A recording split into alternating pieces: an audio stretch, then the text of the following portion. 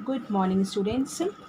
आज हम new chapter start करेंगे आप लोगों का, जिसका टॉपिक का नाम है areas related to circles. Okay, तो देखिए इस चैप्टर का नाम है एरियाज रिलेटेड टू सर्कल। तो इसमें हम लोग डिस्कस करेंगे कि सर्किल के एरिया को किस तरीके से निकाला जाता है। ये सबको पता है, लेकिन सर्किल में कुछ पार्ट्स होते हैं, उनको डिवाइड किया गया है जिसके थ्रू हम लोग एरिया निकालते हैं। सर्किल क्या होता है? जैसे कि व्हील, ये सर्किल है, राइट। व्हील है, वो क्या है, एक सर्किल में आता है आपका। केक सर्किल है, केक का जो ऊपरी वाला पोर्शन होता है वो सर्किल में आता है आपका।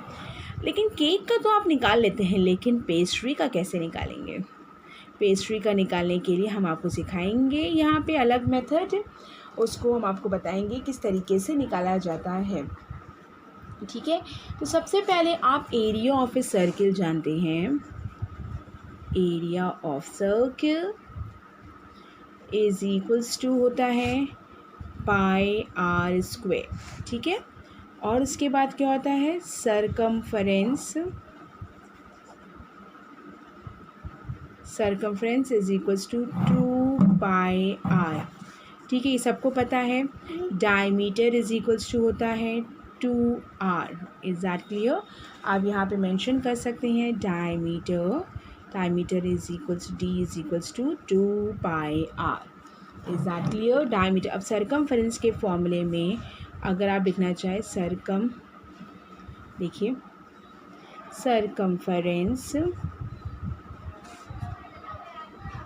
सरकमफ्रेंस इज इक्वल्स टू, यहाँ पे क्या है, 2r की जगह पे अगर हम d लिख देंगे तो क्या हो जाएगा? Pi into D. Clear?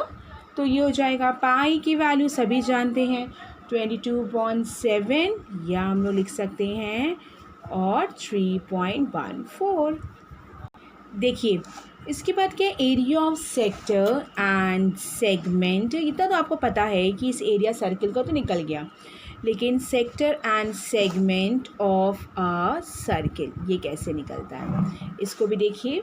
Area of sector and segment of a circle, तो इसको देखने के लिए बेटा एरिया ऑफ सेक्टर और सेगमेंट के बारे में थोड़ा सा बता दें आपको ये चीज़ पता भी है, लेकिन क्लास 9 में हमने थोड़ा बहुत आप लोगों को बताया था। ये सर्किल होता है, ये आप लोगों ने पढ़ा है। This is called the minor sector.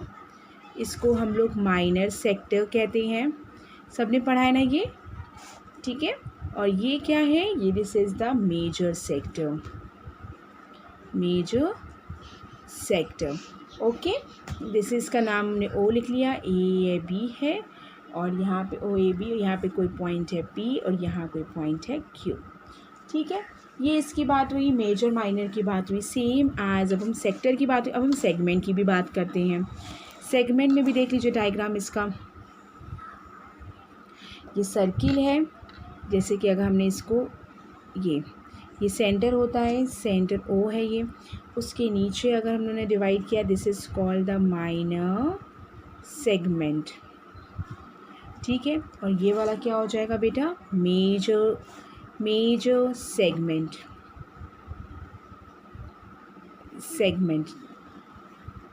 ठीक है, मेजर सेगमेंट। ठीक है, इसमें भी नाम दे सकते हैं, ए बी है, ये मान लीजिए पी पॉइंट है, ये मान लीजिए क्यू पॉइंट है। ठीक है, ये ए मेजर माइनर सेगमेंट हो गया। अब इनके बीच के अगर मान लीजिए यहाँ पे एरिया निकालते हैं, इसके बीच का एंगल क्या है, मान लो थीटा। तो फॉर्मूला क्या बनता है? देखिए, area of the sector of angle theta is equals to, given रहेगा एंगल आपको, theta upon 360 degree into pi r square. ठीक है, theta upon 360 into pi r square, देख सकते हैं सभी बच्चे। ठीक है, ये इसकी बात हो गई। अब नेक्स्ट है एक और, लेंथ ऑफ द आर्क। अब हम इसकी लेंथ अगर निकालेंगे, इसे ये तो हमने सिर्फ एरिया की बात करी। अब इस आर्क की लेंथ क्या होगी? Length of an arc of a sector of angle theta length of an arc of a sector of angle theta is equals to, देखिए is equals to इसका बनेगा theta upon 360 into 2 pi r. Is that clear? तो ये भी इसका हो गया. Now the next is, ये हमने सेक्टर की बात करी है, ठीक है. तो ये लेंथ की बात भी होगी कि ये क्या लेंथ होगी ऑफ एन आर्क, ये हमने बता दिया. जैसे कि ए पी बी, ऐसे ए पी बी निकालना है. ये इसका पहले एरिया निकाला, जो एरिया के लिए क्या हो जाएगा, ये ए पी बी ओ, ये पूरे का एरिया निकाला. इसके लिए फॉर्मूला में लिख दिया. अब सिर्फ लेंथ निकालने नहीं, ए पी बी की लेंथ हम पूछ रहे हैं. तो ए पी बी की लेंथ का फॉर्मूला भी बता दिया, theta upon 360 into 2 pi r. Is that clear? अब हम लोग आते हैं बच्चों सेगमेंट में, ठीक है. अब देखो इसका नेक्स्ट क्वेश्चन एग्जाम, वो देखो area of the segment, area of the segment. इस सेगमेंट का नाम हमने डिवाइड किया था, ए पी बी लिखा था, राइट. हम लिख देते हैं A P B is equals to area of the segment. तो क्या निकालेंगे, area of sector, area of the sector O A P B minus area of triangle A O A B. ठीक है, ये क्या हो जाएगा, theta upon 360 into pi r square minus area of triangle O A B. ठीक है, तो ये हो जाएगा area of segment A P B. देखिए एरिया ऑफ सेगमेंट यानी ए पी बी का निकालने के लिए हमने क्या किया बेटा, कि यहाँ पे एक ट्रायंगल बना रही है, जैसे ये देख रहे हैं आपको, ये ट्रायंगल. तो आपको सेक्टर का एरिया निकालना आता है ना, सेक्टर का ओ ए पी बी में theta upon 360 pi r square sector का हो गया. और ट्रायंगल का एरिया ओ ए बी के ट्रायंगल के एरिया से माइनस कर देंगे, then we get the area of the segment A P B.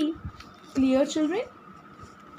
इस तरीके से माइनर निकाला है, वैसे ही हम मेजर भी निकाल सकते हैं. मेजर में भी कोई दिक्कत नहीं आएगी. ओके, अब बात ये आती है कि अब इस ट्रायंगल का एरिया क्या होगा. Area of triangle O A B है, तो इसका एरिया क्या रखा जाए. देखिए ये तो 3/360 रखा ही जाएगा पाई आर स्क्वायर, लेकिन इसकी जगह पे जो फॉर्मूला बनेगा, ये बनेगा 1/2 आर स्क्वायर साइन थीटा. ये एरिया का फॉर्मूला होता है. ठीक है, या जब एंगल गिवन है और रेडियस गिवन है, जब एंगल गिवन है और रेडियस गिवन है, तब हम लोग ये थीटा एंगल है और रेडियस गिवन रहता है, तो रेडियस पता है आर, इसके लिए अकॉर्डिंग एक फॉर्मूला बनता है 1/2 r square sine theta. Is that clear? अब जैसे कि हमने एरिया ऑफ सेगमेंट निकाला है, इस सेगमेंट का एरिया निकाला था, ये इस पोर्शन का निकाला था, माइनर सेगमेंट की बात हुई.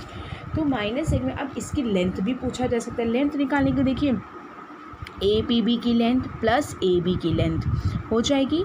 तो देखिए इसका भी कैसे निकालेंगे लेंथ का. ये देखिए हमने क्या लिख दिया है कि length of segment A P B is equal to length of arc A C B plus कॉड ए बी. ठीक है, इनकी लेंथ कॉड ए बी निकालेंगे और इसकी एरिया ए सी बी का आर्क हम निकाल सकते हैं, क्योंकि इसको हमने सीखा हुआ है. ठीक है, तो जैसे कि सेक्टर है ना, आर के सी बी सेक्टर से निकाला गया, वैसे निकालेंगे. इसका फॉर्मूला हो जाएगा, जैसे इसका हम ब्रैकेट अगर ओपन करें, length of arc A C B plus length of chord A B. Length of arc A C B का मतलब हो गया बच्चों, ए सी बी का मतलब हो गया आपका, इसका हमने सेक्टर का निकाला था, सेक्टर का फॉर्मूला था theta upon 360 2 pi r, right. इसका था theta upon 360 degree into 2 pi r plus length of chord A B. Is that clear? तो ये आपको करना है. ठीक, तो तो ये आपको हमने बता दिया, ये सिर्फ फॉर्मूले का डिस्क्रिप्शन है। तो अभी कुछ जो भी फॉर्मूले यूज़ होंगे हम उनको और बता देंगे, लेकिन अभी आपके लिए इतना ही बहुत है। अब इसके आगे हम लोग पहले इतना पढ़ लेते हैं, फिर हम आगे बात करते हैं। पहले इस पर हम लोग क्वेश्चंस कर लेते हैं। Okay, we will start exercise 12.1। ठीक है, please open your books. The radii of two circles are 19 centimetre and 9 centimetre respectively. Find the radius of the circle which has circumference equal to the sum of circumference of the two circles. इस question का क्या मतलब है बच्चों कि the radii, दो circles हैं, जिन दो सर्कल्स हमने बना दिए, जैसे कि एक सर्कल ये बना दिया, एक ये सर्कल बना दिया है। This is question number 1। ठीक है, इसमें दो सर्कल जिनकी रेडियस, इसकी एक की रेडियस है 19 सेंटीमीटर और दूसरे की रेडियस है 9 सेंटीमीटर। क्लियर। अब इसमें कह रहा है कि find the radius of the circle which has circumference equal to the sum of, इनका जो सम है वो इक्वल है द सम ऑफ द इनके सर्कमफ्रेंस और इनके सर्कमफ्रेंस। इसका सर्कमफ्रेंस का फॉर्मूला है 2πr, इसका है 2πr। इसके इक्वल है, ये किसी बड़े वाले सर्किल के इक्वल है। इसका रेडियस, इसका मान लो 2π, मान लो ये r1 था, ये r2 था, 2π कैपिटल R के इक्वल है। ये इसके सर्कमफ्रेंस के इक्वल है। आपको दिखाना है, फाइंड इस R की वैल्यू को फाइंड आउट करना है। क्लियर। तो देखिए, इसको हमने करने के लिए हमने क्या किया, circumference of the circle whose radius is r1, जिसकी रेडियस r1 है। तो हमने पहले इसका निकाल लिया, circumference of a circle, circumference of a circle, the circle of the circle whose radius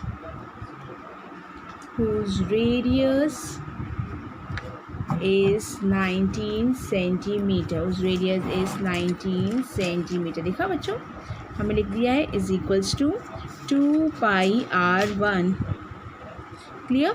तो 2 इंटू पाई को पाई रहने दो और r की वैल्यू है 19, इसको सॉल्व किया 38 पाई। ठीक है, फिर next circumference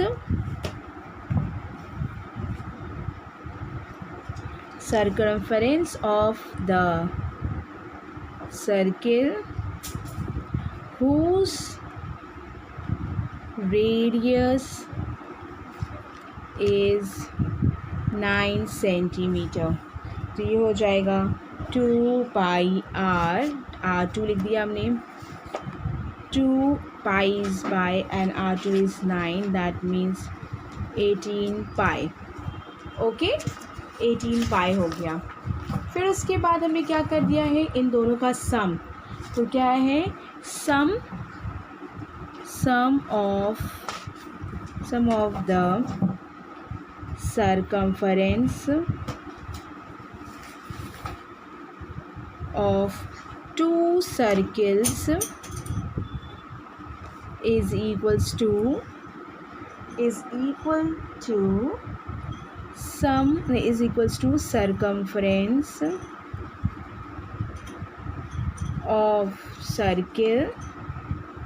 circumference of circle whose radius is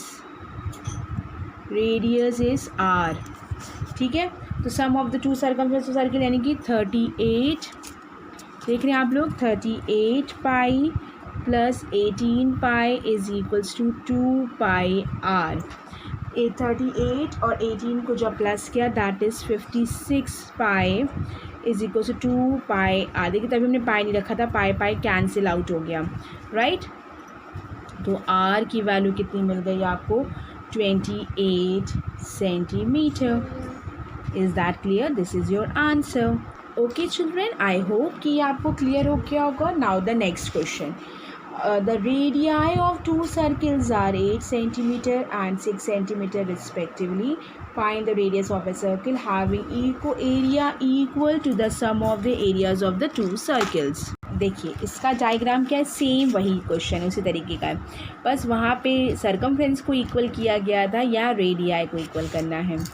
ठीक है, ये देखिए दो सर्किल्स हैं, इनके रेडियस का, इनके एरिया सॉरी पाई r1 का स्क्वायर और ये पाई r2 का स्क्वायर हो गया, this is pi r square, इसके इक्वल करना है।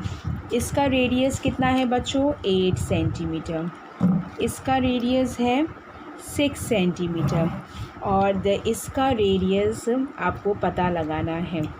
क्लियर, सेम एज किया हमने। एरिया फिर से लिखा हमने, area of a circle where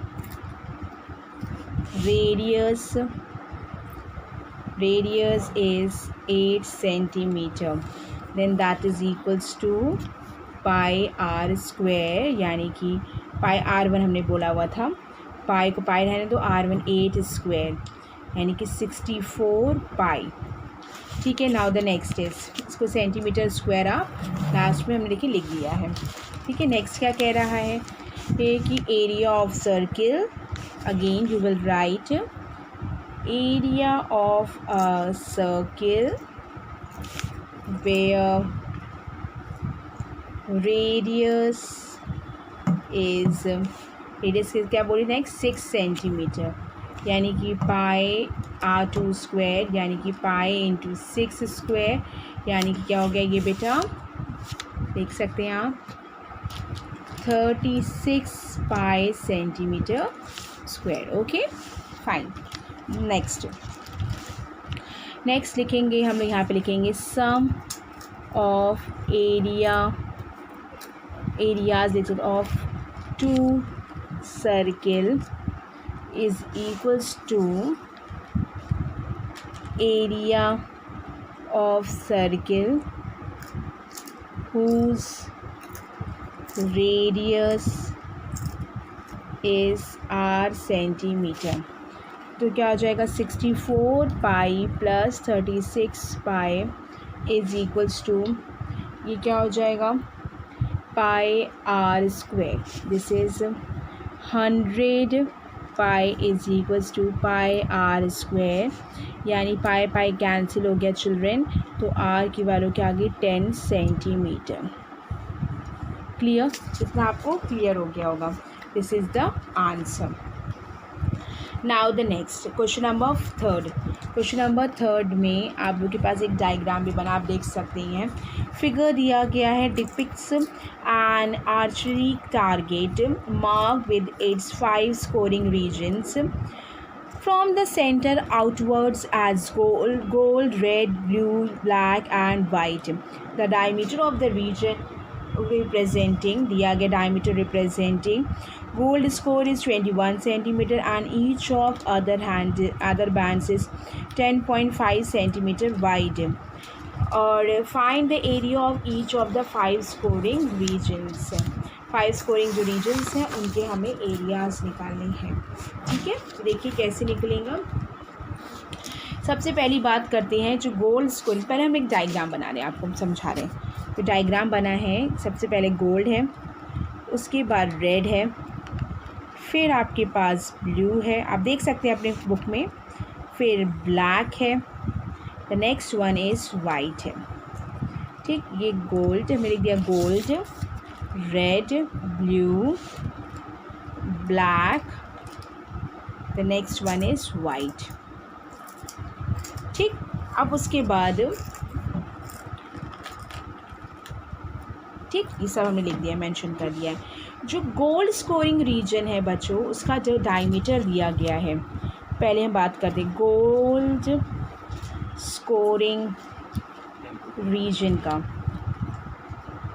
जो डायमीटर है वो 21 सेंटीमीटर, 21 सेंटीमीटर, यानी रेडियस कितनी हो गई 21/2 सेंटीमीटर।